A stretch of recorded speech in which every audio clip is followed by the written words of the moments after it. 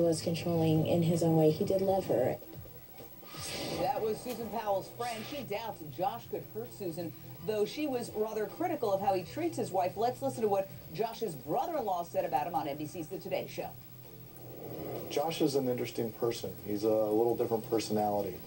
I think controlling is a safe word to use, but I also don't think it should be overused. Do you, in your heart of hearts, think that Josh had something to do with Susan's disappearance? Wow. I have very carefully avoided analyzing that question on my part. You must have a gut reaction, though. Too many emotions, too many family members. I just pray no. Wow, such conflict for the family. So many calls coming in. Melody, Ohio, your question or thought, ma'am? Merry Christmas, Jane. Merry Christmas to you. Jane, my question is, has anyone questioned these children, even though I know they're at a very young age, have they been questioned at all?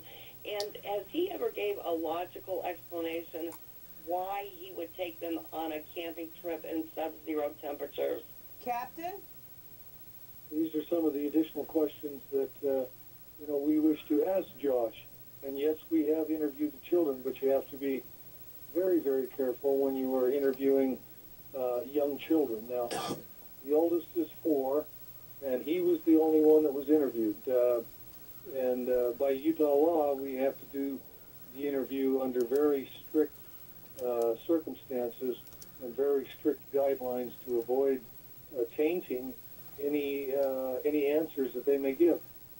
Absolutely, and they're very impressionable as well, so you have to be careful about not putting something in their minds because they'll parrot it right back at you. Here's my big issue. Was Josh really confused about what day it was? Why would he go camping after midnight on a Sunday night when he was expected at work early the next morning? Here's how he explained it. Why didn't you call in sick? I was somehow thinking that it was Sunday. So I didn't go to church, and I just missed the day and thought, we'll come back Sunday. So you got confused on what day it was? Yeah. Now, last night here on Issues, I spoke with Susan's good friend who ate dinner with them at the Powell's home the very night Susan disappeared. Here's her take on Josh getting his days mixed up. When I was there, we were aware that it was Sunday. So after I left, I have no idea what happened in his mind or in anything else. What did he say he was going to do? He said he was going to take the boys sledding. Brenda Wade, he did not seem, according to the friend who was there, confused. He seemed to know what day it was, Sunday night. So how can he suddenly confuse Monday? Jane, just in terms of how we analyze those kinds of things, we use what's called a mental status exam.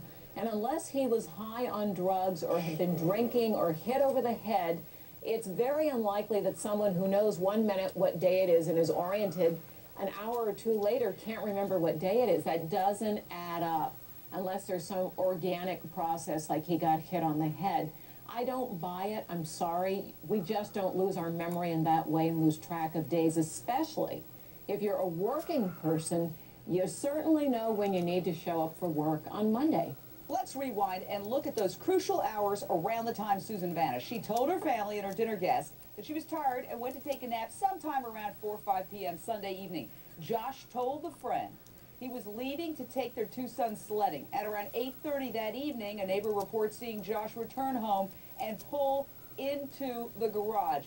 Then Josh says he left again after midnight, 12:30 a.m. to take the boys camping, even though he was due at work in a few hours. Now, Susan was reported missing after her boys didn't show up at daycare Monday morning. Josh did not return home with the kids until at least 5 p.m. Monday evening. Curtis Lewa, there's an almost 24-hour window between when she's last seen by her friend and when he comes home.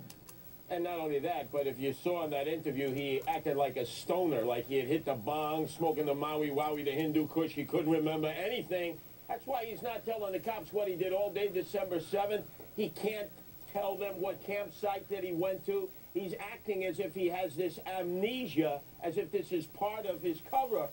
I would suggest we give him a little KSM, Khalid Sheikh Mohammed, a little waterboarding, a little pain compliance to extract the truth out of this guy. All right, fantastic panel. Stay where you are. We're going to have more on this heart-wrenching mystery. And